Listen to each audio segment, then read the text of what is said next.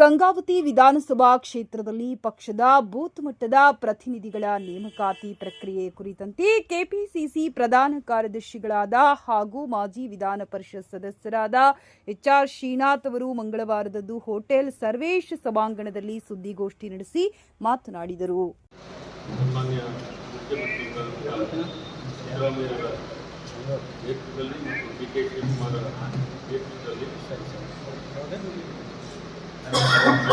AICC ಅಧ್ಯಕ್ಷರಾದಂಥ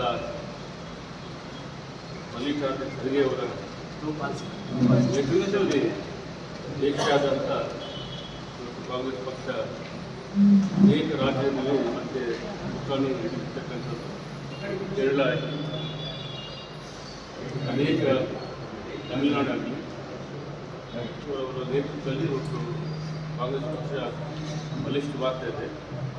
ಅದೇ ಥರ ಇವತ್ತು ಸನ್ಮಾನ್ಯ ರಾಹುಲ್ ಗಾಂಧಿ ಅವರ ನೇತೃತ್ವದಲ್ಲಿ ನಮ್ಮ ಪಕ್ಷ ಬಹಳಷ್ಟು ಬಲಿಷ್ಠವಾಗಿದೆ. ಆದರೆ ಇವತ್ತು ನಾನು ಕರೆದಿರ್ತಕ್ಕಂಥ ಪತ್ರಿಕಾಗೋಷ್ಠಿ ವಿಷಯ ಏನಪ್ಪ ಅಂದರೆ, ಕಾಂಗ್ರೆಸ್ ಪಕ್ಷ ಅನೇಕ ವರ್ಗದ ಮುಖಂಡರುಗಳನ್ನು ಬೆಳೆಸಿರ್ತಕ್ಕಂಥ ಮಹಾನ್ ಪಕ್ಷ, ದೇಶಕ್ಕೆ ಸ್ವತಂತ್ರ ಕೊಟ್ಟಿರ್ತಕ್ಕಂಥ ಪಕ್ಷ, ಸರ್ವ ಜನಾಂಗ ಸರ್ವ ಧರ್ಮವನ್ನು ವ್ಯಕ್ತಿ ಸರಿಸಮಾನವಾಗಿ ಕೊಂಡೋಗ್ತಕ್ಕಂಥ ಏಕೈಕ ಪಕ್ಷ ಇವತ್ತು ಕಾಂಗ್ರೆಸ್ ಪಕ್ಷ.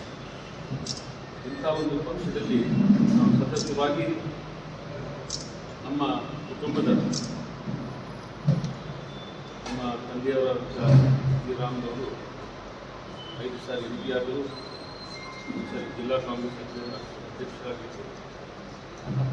ಕಾಂಗ್ರೆಸ್ ಪಕ್ಷವನ್ನು ಕಟ್ಟಿರ್ತಕ್ಕಂಥ ಒಂದು ದೊಡ್ಡ ಇತಿಹಾಸ ನಮ್ಮ ಕುಟುಂಬದಲ್ಲಿ. ನಾನು 3 ಸಾರಿ ಜಿಲ್ಲಾ ಕಾಂಗ್ರೆಸ್ ಅಧ್ಯಕ್ಷನಾಗಿ ಆಡಳಿತಾಧ್ಯಕ್ಷನಾಗಿ ಅನೇಕ ಪಕ್ಷದ ಹುದ್ದೆಗಳನ್ನು ಅಲಂಕರಿಸಿ ಪಕ್ಷದ ಸಂಘಟನೆಗೆ ಮತ್ತು ಪಕ್ಷದ ಹಿಂದೆ ಎಲ್ಲ ಜಿಲ್ಲಾ ಪಂಚಾಯತ್, ಪಾರ್ಲಿಮೆಂಟ್ ಮತ್ತು ವಿಧಾನಸಭಾ ಎಲ್ಲ ಚುನಾವಣೆಗಳನ್ನು ಗೆಲ್ಲಿಸ್ತಕ್ಕಂಥ ಒಂದು ಕೀರ್ತಿ ನಮ್ಮ ಕುಟುಂಬದಲ್ಲಿ ನಮ್ಮ ತಂದೆಯವರು ಮತ್ತು ನಮ್ಮ. ಆದರೆ ಇತ್ತೀಚೆಗೆ ನನಗೆ ನೇರವಾಗಿ ಯಾರ ಮೇಲೆ ರೋಷ ಮಾಡ್ತಕ್ಕಂಥದ್ದು ಇಲ್ಲಿ ಬಂದಿಲ್ಲ. ಆದರೆ ನಮ್ಮ ಕುಟುಂಬಕ್ಕೆ ಸ್ವಲ್ಪ ನೆಗ್ಲಿಜೆನ್ಸು ಆಗ್ತಾ ಇದೆ. ಕಾಂಗ್ರೆಸ್ಸು ಕೆಲವು ಲೀಡರ್ಶಿಪ್ ಇದೆ, ಜಿಲ್ಲೆಯಲ್ಲಿ ಕೂಡ ನಮ್ಮನ್ನು ಕಡೆಗಣಿಸ್ತಕ್ಕಂಥ ಒಂದು ಪರಿಸ್ಥಿತಿ ಆಗಿದೆ. ಯಾಕಂದರೆ ಇವತ್ತು ನನಗೆ ಹೈಕಮಾಂಡ್ ಅಂದರೆ ಮಲ್ಲಿಕಾರ್ಜುನ ಖರ್ಗೆ ಅವರು, ರಾಹುಲ್ ಗಾಂಧಿ. ಇಲ್ಲಿ ಜಿಲ್ಲೆಯಲ್ಲಿ ಯಾರು ನನ್ನ ಹೈಕಮಾಂಡ್ ಇಲ್ಲ. ಯಾಕಂದರೆ ಎಲ್ಲರೂ ನನ್ನ ಸರಿಸಮಾನವಾದಂಥ ನಾಯಕರು, ಜಿಲ್ಲಾ ಮಂತ್ರಿ ಇರ್ಬೋದು, ಇಲ್ಲಿ ಜಿಲ್ಲೆಯ ಶಾಸಕರಿರ್ಬೋದು, ಜಿಲ್ಲೆಯ ಲೋಕಸಭಾ ಸದಸ್ಯರಿರ್ಬೋದು, ಎಲ್ಲ ಒಳ್ಳೆಯ ಸಂಘಟನೆಗಾರ ಒಳ್ಳೆಯ ನಾಯಕರುಗಳು ಇದಕ್ಕೆ. ಆದರೆ ನಮ್ಮ ಕುಟುಂಬದ ವಿಷಯದಲ್ಲಿ ಅವರು ಸ್ವಲ್ಪ ಕಡೆಗಣಿಸ್ತಾ ಇದ್ದಾರೆ. ಈ ನೋವನ್ನು ನಮ್ಮೆಲ್ಲರ ಮುಂದೆ ಹೈಕಮಾಂಡ್ ತಲುಪಲಿ ಅಂತ ಹೇಳಿ ಈ ಸಂದರ್ಭದಲ್ಲಿ ನಾವು ಹೇಳಬಯಸ್ತೀವಿ. ಶ್ರೀರಂಗರಾಗಿದ್ದಾಗ ಮಾತ್ರ ಕಾಂಗ್ರೆಸ್ ಇರ್ತೀವಿ. ಆದಮೇಲೆ ನಮ್ಮ ಸ್ವಾರ್ಥ ರಾಜಕಾರಣಿ ಕೆಲವು ಜನ ವ್ಯಕ್ತಿಗಳಿಂದ ಇರ್ಬೋದು, ಯಾರೇ ಇರ್ಬೋದು, ನಮ್ಗೆ ಯಾರು ಹೇಳಲಿಕ್ಕೆ ಬಯಸ್ತಾ ಇಲ್ಲ. ಕೆಲವು ವ್ಯಕ್ತಿಗಳಿಂದ ಇವತ್ತು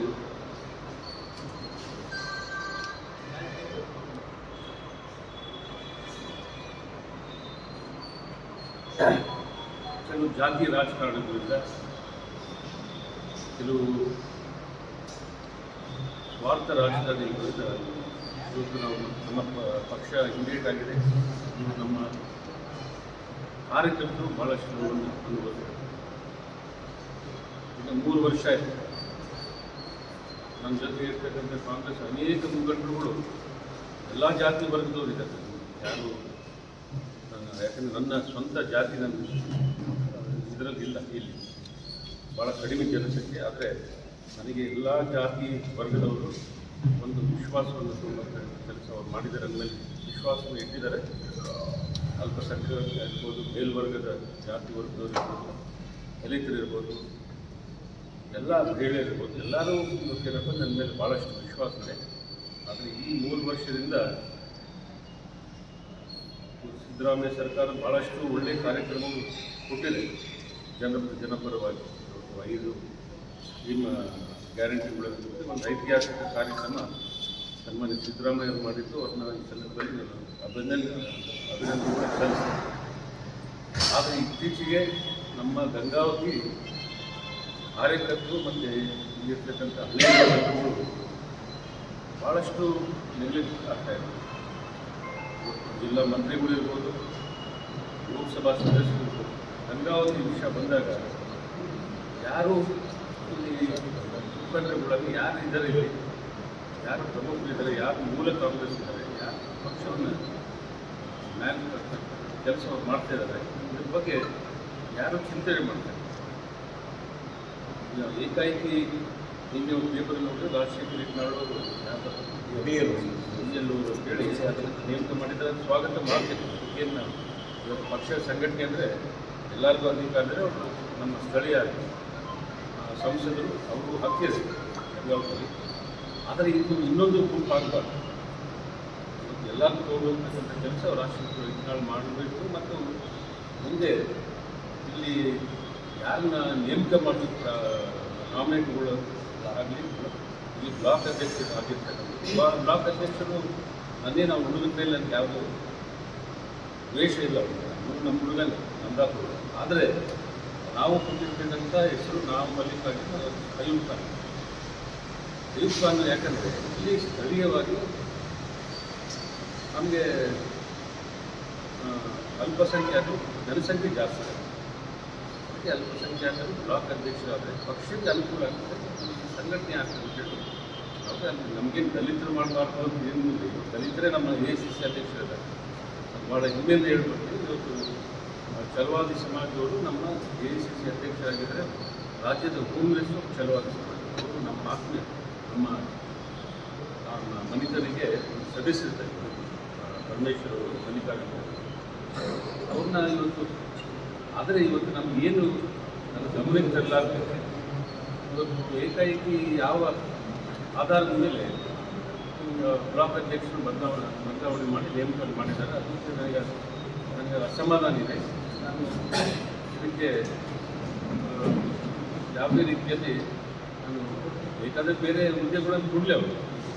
ಈಗ ನಾವು ಮಲ್ಲಿಕಾರ್ಜುನ ಮಾಡಿದರೆ ಮಾತ್ರ ನಾವು ಸಂಘಟನೆ ಮಾಡತಕ್ಕಂಥ ಕೆಲಸ ಶಕ್ತಿ ಬರ್ತದೆ. ಅದರಿಂದ ಇದು ಸ್ವಲ್ಪ ಅಸಮಾಧಾನ ಆಗಿದೆ. ಇದು KPCC ಮತ್ತು ACCದ ಅವರು ಯಾರು ಕರೆಸಿದ್ರೆ ನನಗೆ, ಯಾಕಂದರೆ ಅವರು ಮೊನ್ನೆ ಸಂಪರ್ಕ ಮಾಡಿದ್ರು. ಯಾರು KC ವೇಣುಗೋಪಾಲ್ ಅವರು ನಮಗೆ ಮಾತು ಹೇಳಿದ್ದಾರೆ. ಯಾಕಂದರೆ ನಾನು ಸ್ವಲ್ಪ ಅಸಮಾಧಾನ ಇದೆ ಅಂತೇಳಿ ಅವ್ರು ಗೊತ್ತಾಗಿದೆ. ಅವ್ರು ನನ್ನ ಮಾತು ಹೇಳಿದ್ದಾರೆ. ನಾನು ತಕ್ಷಣವಾಗಿ ಯಾಕೆ ನನಗೆ ಯಾವುದೇ ಇಂಟಿಮೇಷನ್ ಕೊಡಲಾರ್ದಂಗೆ ಇವತ್ತು ಕಾಂಗ್ರೆಸ್ ಪಕ್ಷದ ನೇಮಕಗಳಾಗಲಿ ಮತ್ತು ನಾಮಿನೇಟ್ಗಳಾಗಲಿ ಎಲ್ಲ ಅವರವರೇ ನೇರವಾಗಿ ಮಾಡ್ತಾಯಿದ್ದಾರೆ. ಸೊ ಇದರ ಒಂದು ನಾನು ಭಾಳ ಗಂಭೀರವಾಗಿ ನಮ್ಮ ಕಾರ್ಯಕರ್ತರು, ಯಾಕಂದರೆ ನನಗೇನು ಮುಲಾಜಿಲ್ಲ. ಇವತ್ತು ನನ್ನ ಕಾರ್ಯಕರ್ತರಿಗೋಸ್ಕರ ನಾನು ಇವತ್ತು ಹೊರಗೆ ಬಂದೆ. ಯಾಕಂದರೆ ನನ್ನ ಜೊತೆ ಅವರು ಸಾಕಷ್ಟು ಹಿಂದೆ ವಿಶ್ವಶೇಖರ್ ಇಲ್ಲಿ ಗೌರಿ ಮಾಧವರು ನನ್ನ ಎಲೆಕ್ಷನಲ್ಲಿ ಭಾಳಷ್ಟು ಕೆಲಸ ಮಾಡ್ತಾರೆ. ಉಪ್ಪಾರ ಸಮಾಜದಿಂದ ನಮ್ಮ ಮಹೇಶ್ ಸಾಗರ್ ಇದ್ದಾನೆ, ವೀರೇಶ್ವರ ಸಮಾಜದವರು ಅವರು ನನ್ನ ಜೊತೆದ್ದಾರೆ ಭಾಳ ವರ್ಷದ. ನಮ್ಮ ಅಲ್ಪಸಂಖ್ಯಾತರು ಅಯೂಬ್ ಖಾನ್ ಭಾಳಷ್ಟು ನಿಷ್ಠೆಯಿಂದ ನಮ್ಮ ಮಾಧ್ಯಮ ಸಭೆಗಳಲ್ಲಿ ಅನೇಕ ಹೆಸರುಗಳು ಭಾಳ ಇದ್ದಾವೆ. 4 ಸಮಾಜದವರಿದ್ದಾರೆ, ವಾಲ್ಮೀಕಿ ಸಮಾಜ ಎಲ್ಲರೂ ನನ್ನ ಜೊತೆ ಇರ್ತಕ್ಕಂಥದ್ದು. ಆದರೆ ಇವತ್ತು ಅವ್ರು ಏನನ್ನ ನಾವು ಕಾಂಗ್ರೆಸ್ ಪಕ್ಷದ ಸರ್ಕಾರದಲ್ಲಿ ಅವ್ರು ಏನು ನಾಮಿನೇಟ್ ಮಾಡಬೇಕಂದ್ರೆ ಇವತ್ತು ನಮಗೆ ಯಾವುದೇ ಒಂದು ಸಹಕಾರ ಇದೆ. ಇದು ನೇರವಾಗಿ ಅದು ಜಿಲ್ಲಾ ಮಂತ್ರಿಗಳು ಕೂಡ ನಾನು ಅವರು ಕೂಡ ನಾನು ಈ ಸಂದರ್ಭದಲ್ಲಿ, ಯಾಕಂದರೆ ಅವರು 3 ವರ್ಷ ಆದಮೇಲೆ ಗಂಗಾವತಿ ಕ್ಷೇತ್ರದಲ್ಲಿ ಭಾಳಷ್ಟು ಕಾಲೇಜಿಲ್ಲ. ಯಾಕೆ ಅವ್ರಿಗೆ ಯಾಕೆ ಸಂಬಂಧ ಗಂಗಾವತಿ ಕ್ಷೇತ್ರದಲ್ಲಿ ಅವ್ರು ಯಾಕೆ ಬರಬಾರ್ದು? ಎಲ್ಲೋ ಬಂದು ಅವರು ರಾಜಕೀಯ ಮಾಡಿ ಹೊರಗೆ ಗಂಗಾವತಿ ಹೊರಗೆ ಹೋಗಿ ಗಂಗಾವತಿ ಅಭಿವೃದ್ಧಿ ಬಗ್ಗೆ ಅವರು ಚಿಂತನೆ ಮಾಡಬೇಕು. ಗಂಗಾವತಿ ಯಾರೂ ಗಂಗಾವತಿ ಬಗ್ಗೆ ಲೋಕಸಭಾ ಸದಸ್ಯರು ಕೂಡ ನಾನು ಎಚ್ಚರಿಕೆಯನ್ನು ಕೊಡ್ತಿದ್ದೀನಿ. ನೀವು ಗಂಗಾವತಿ ಬಗ್ಗೆ ಮೊದಲನೇದಾಗಿ ಎಲ್ಲ ಕಾಂಗ್ರೆಸ್ ಪಕ್ಷದ ಹಿರಿಯ ಮುಖಂಡರು ಭೇಟಿಯಾಗಿ ಅವ್ರ ಸಲಹೆಗಳು ಯಾರು ಒಬ್ಬರನ್ನು ಭೇಟಿಯಾಗಿ ನೀವು ಪಕ್ಷದ ಸಂಘಟನೆ ಮಾಡೋದು ಆಗುತ್ತೆ. ರಾಜಶೇಖರ್ ಹಿಟ್ನಾಳ್ ಅವರಾಗಲಿ, ಶಿವರಾಜ್ ತಂಗಡಿಯವರಾಗಲಿ, ಹಳೆಯ ಮುಖಂಡರುಗಳಿದ್ದಾರೆ, ದಲಿತ ಮುಖಂಡರುಗಳಿದ್ದಾರೆ, ಎಲ್ಲ ಮುಖಂಡರುಗಳು ಭೇಟಿಯಾಗಿ ಏನು ಮಾಡಬೇಕು ಮುಂದೆ, ಯಾವ ರೀತಿಯಲ್ಲಿ ನಮ್ಮ ಮುಂದೆ ಅದು ವಿಧಿಯವರಾಗಿ ನಮ್ಮ ಸಚಿವರಾಗಿ ಇದ್ರ ಬಗ್ಗೆ ಆಲೋಚನೆ ಮಾಡಬೇಕು. ಯಾಕಂದರೆ ಅವ್ರ ಮೇಲೆ ಯಾವುದೇ ನಾನು ಒಂದು ಪರ್ಸನಲ್ ಅಪಾದನೆ ಮಾಡ್ತಕ್ಕಂಥದ್ದು ಇಲ್ಲ. ಅವರು ನಮಗೆ ನಮ್ಮ ಪಕ್ಷದವರೇ ನಮ್ಮ ಆತ್ಮೀಯರು. ಅದರಲ್ಲಿ ಇವತ್ತು ಏನು ವಿಚಾರಿಸಿಕೊಂಡಿದ್ದಾರೆ ರಾಜಶೇಖರ್ ಹಿಟ್ನಾಳ್ ಅವರಿಗೆ ನಾನು ಸ್ವಾಗತ ಮಾಡ್ತೇನೆ. ಮೊದಲನೇದಾಗಿ ನಮ್ಮ ಪಕ್ಷ ಬಲಪಡಿಸಬೇಕು. ಎರಡನೇದು ನಮ್ಮ ಕಾಂಗ್ರೆಸ್ ಪಕ್ಷದ ಕಾರ್ಯಕರ್ತನ ಅಕಾಮಿಡೇಟ್ ಮಾಡಬೇಕು. ಹಿಂದೆ ನಾಮಿನೇಟ್ ಮಾಡಿರ್ತಕ್ಕಂಥ ನಮ್ಗೆ ಬೇಕಾಗಿ 2 ವರ್ಷ ಮುಗಿತು. ಯಾರ್ಯಾರು ಅವರು ವೈಯಕ್ತಿಕವಾಗಿ ಅವ್ರು ಮಾಡ್ಕೊಂಡು ಬಂದಿದ್ದಾರೆ. ಅದು ಇನ್ನೂ 2.5 ವರ್ಷ ಇದೆ. ನಾನು ನೇರವಾಗಿ ತಂಗಡಿಗೆಯವರಿಗೆ ಮತ್ತು ಹಿಟ್ನಾಳ್ ಅವ್ರಿಗೆ ಹೇಳ್ತಿದ್ದು, ನಮ್ಮ ಪಕ್ಷದ ಕಾರ್ಯಕರ್ತರಿಗೆ ಏನು ನಾಮಿನೇಷನ್ಗಳಾಗಲಿ ಇರತಕ್ಕಂಥ ಅವ್ರಿಗೆ ಪ್ರೊಟೆಕ್ಷನ್ ಮಾಡ್ತಕ್ಕಂಥ ಕೆಲಸ ಅವ್ರು ಮಾಡಬೇಕು. ಇಲ್ಲಾಂದರೆ ನಾನು ಜಿಲ್ಲೆಯಾದಂಥ ಯಾಕೆಂದರೆ ನನ್ನದೇ ಆದಂಥ ಒಂದು ಶಕ್ತಿ ಇದೆ. ಹೈದರಾಬಾದ್ ಕರ್ನಾಟಕದಲ್ಲಿ ನಮ್ಮ ಕುಟುಂಬದ ಒಂದು ಶಕ್ತಿ ಇದೆ. ನಾವು ಕಾಂಗ್ರೆಸ್ ಬಿಟ್ಟು ನಾವು ಇಲ್ಲ ನಮ್ಮದೇ ಆದಂಥ ಸಂಘಟನೆ ಮಾಡ್ತೀವಿ. ಕನಗಿರಿಯಲ್ಲಿ, ಕೊಪ್ಪಳಲ್ಲಿ, ಯಲಬುರ್ಗಾದಲ್ಲಿ, ಕುಷ್ಟಗಿಯಲ್ಲಿ, ವಿಜಯನಗರ ಜಿಲ್ಲೆಯಲ್ಲಿ, ರಾಯಚೂರು ಜಿಲ್ಲೆಯವರೆಗೂ ನಮ್ಮದು ಇದಿದೆ. ಅಲ್ಲಿ ಸಂಘಟನೆ ಸಂಪರ್ಕಗಳಿದ್ದಾವೆ. ಅದು ಮುಂದೆ ವಿಮಾನದಲ್ಲಿ ಕೂಡ ಭಾಳ ದೂರ ಇಲ್ಲ.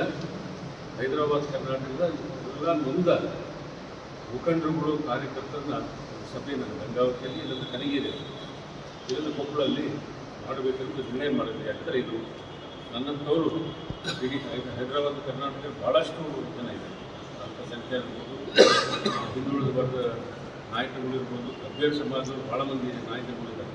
ಗುಲ್ಬರ್ಗ ಮತ್ತು ಬೀದರ್ ಹಾಲ್ಮತ ಸಮಾಜಗಳು ಎಲ್ಲ ನಾನು ಸಂಘಟನೆ ಮಾಡಿ ಮತ್ತೆ ಪಕ್ಷವನ್ನು ಬಲಪಡಿಸಲಿಕ್ಕೆ ನಾನು ನನ್ನ ವೈಯಕ್ತಿಕ ಸೇವೆ ನನಗೆ ಯಾವುದು ಹುದ್ದೆ ಬೇಕಾಗಿಲ್ಲ ಪಕ್ಷ ಸೇವೆ ಮಾಡಲಿಕ್ಕೆ. ನನ್ನ ವೈಯಕ್ತಿಕವಾಗಿ ಕಾಂಗ್ರೆಸ್ ಪಕ್ಷಕ್ಕೆ ಏನು ಮಾಡಬೇಕು ಅದನ್ನು ಸಂಘಟನೆ ಮಾಡ್ತೀನಿ. ಇವರು ನಾನು ಸಾಕಾರ ಮಾಡಿಲ್ಲ ಅಂದರೆ ನಾನು ಮೊದಲನೇದಾಗಿ ಕನಗಿರಿಯಲ್ಲಿ ಕೂತು ನಾನು ಸಂಘಟನೆ ಪ್ರಾರಂಭ ಮಾಡ್ತೀನಿ. ಇವತ್ತು ಕನಗಿರಿಯವರು ಎಚ್ಚರಿಕೆಯನ್ನು ಕೊಡ್ತೀನಿ. ಎಲ್ಲರೂ ತೊಗೊಂಡು ಹೋಗ್ತಕ್ಕಂಥ ಕೆಲಸ ಮಂತ್ರಿಗಳು ಮಾಡಬೇಕು. ನೀವು ಒಬ್ಬನೇ ಕೂತಲ್ಲಿ ಪಕ್ಷ ಹಿಂದೆ ನಿಮ್ಮ ಕ್ಷೇತ್ರವನ್ನು ನೋಡಿದ್ರೆ ನಾನು ಸುಮ್ಮನೆ ಇರೋನಲ್ಲ.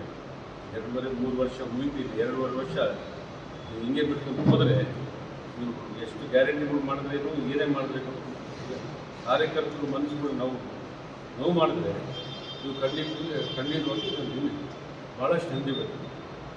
ಕಾಂಗ್ರೆಸ್ ಪಕ್ಷದ ಕಾರ್ಯಕರ್ತರು ನಮ್ಮ ಬೆನ್ನೆಲು ಹಿಂದೆ ತಂಗಡಿಗೆ ಅವ್ರಿಗೆ ಎಚ್ಚರಿಕೆ ಕೊಡ್ತಿದ್ದೀನಿ. ರಾಜಶೇಖರ್ ಹಿಟ್ನಾಳ್ ಅವರಿಗೆ ಇವಿಬ್ಬರು ರೋಡಿ ಎತ್ತುಗಳಾಗಿ ಗಂಗಾವತಿಯ ವಿಶೇಷ ಒಂದು ಕಾಳಜಿಯನ್ನು ವಹಿಸಬೇಕಾಗ್ತದೆ. ಇದರಿಂದ ಭಾಳಷ್ಟು ಕೆಟ್ಟ ಪರಿಸ್ಥಿತಿ ಅನುಭವಿಸ್ಬೇಕು. ಯಾಕಂದರೆ ವರ್ಕರ್ಸ್ ಇದೆ. ನಾವು ನಾಳೆ ಮತದಾರ ಹೋಗ್ಬೇಕಲ್ಲ, ನಾವು ಹೋಗಿ ಉತ್ತರ ಕೊಡಬೇಕಲ್ಲ ನಮ್ಮ ಸರ್ಕಾರ. ನಾವು ಇದಕ್ಕೆ ಯೋಜನೆಗಳು ಇವತ್ತು ನೋಡಿ ಗಂಗಾವತಿ ನಗರ ಇಂಥ ಕೆಟ್ಟ ಪರಿಸ್ಥಿತಿ. ಇವತ್ತು ಚರಂಡಿಗಳು ನೋಡಿ, ರಸ್ತೆಗಳು ನೋಡಿ, ಇನ್ನು 20 ಈಗಾಗಲೇ 1 ವರ್ಷ ಆಯಿತು. ಸಂಗಾಪುರ ಹಾಗೆ ಯಾವುದೂ ಕೆಲಸಗಳಾಗ್ತದೆ. ಅದರಿಂದ ಇವತ್ತು ಜಿಲ್ಲಾ ಮಂತ್ರಿಗಳು ಬರೀ ಕನಗಿರಿ ಕ್ಷೇತ್ರದ ಬಗ್ಗೆ ಚಿಂತನೆ ಮಾಡಬೇಕು. ಗಂಗಾವತಿ ಕ್ಷೇತ್ರದ ಎಲ್ಲ ಕೊಪ್ಪಳ ಜಿಲ್ಲೆ 4 ಕ್ಷೇತ್ರದ ಬಗ್ಗೆ ಆಲೋಚನೆ ಮಾಡಬೇಕು. ಅದರ ಅಭಿವೃದ್ಧಿ ಬಗ್ಗೆ ಚಿಂತನೆ ಮಾಡಬೇಕು. ಇಲ್ಲಂದರೆ ಮತ್ತೆ 2.5 ವರ್ಷ ನಾವು ಬೇರೆಯವರಿಗೆ MLAಗಳಿಗೆ ಮಂತ್ರಿ ಮಾಡೋದಕ್ಕೆ ನಾವು ಗಂಗಾವತಿಯಿಂದ ಪ್ರಾರಂಭ ಅಲ್ಲಿವರೆಗೂ ತರಬೇಡ್ರಿ. ಮತ್ತು ರಾಘವೇಂದ್ರ ಹಿಟ್ನಾಳ್ ಇದ್ದಾರೆ, ಇನ್ನು ರಾಯರಿದ್ದಾರೆ. ಮತ್ತು ಅವರು ತರಬೇತಿ ಯಾರು ಗಂಗಾವತಿ ಬಗ್ಗೆ ಚಿಂತೆ ಮಾಡ್ತೀರಿ ಅವ್ರ ಬಗ್ಗೆ ನಾವು ಯಾಕಂದ್ರೆ ಇನ್ನೂ ಎರಡು ವರ್ಷ ಇದೆ. ಮಂತ್ರಿಗಳು ನಮಗೆ ಸಹಕಾರ ಕೊಟ್ಟರೆ ಗಂಗಾವತಿ ಎಲ್ಲ ಕಾಂಗ್ರೆಸ್ ಕಾರ್ಯಕರ್ತರು ಅವ್ರಿಗೆ ಸಪೋರ್ಟ್ ಮಾಡ್ತಾರೆ. ನೀವು ಸಪೋರ್ಟ್ ಮಾಡಿಲ್ಲ ಗಂಗಾವತಿ ಅಭಿವೃದ್ಧಿ ವಿಷಯದಲ್ಲಿ ನಾವು ರಾಘವೇಂದ್ರ ಇಟ್ಕೊಂಡು ಬೆಂದಿದ್ದು ಹೋಗ್ತೀವಿ, ಇಲ್ಲಾಂದರೆ ರಾಯರೆಡ್ಡಿ. ಒಟ್ಟು ಕಾಂಗ್ರೆಸ್ ಬೆಳಿಬೇಕು, ಗಂಗಾವತಿ ಕ್ಷೇತ್ರ ಬೆಳಿಬೇಕು, ಅದು ನಮಗೆ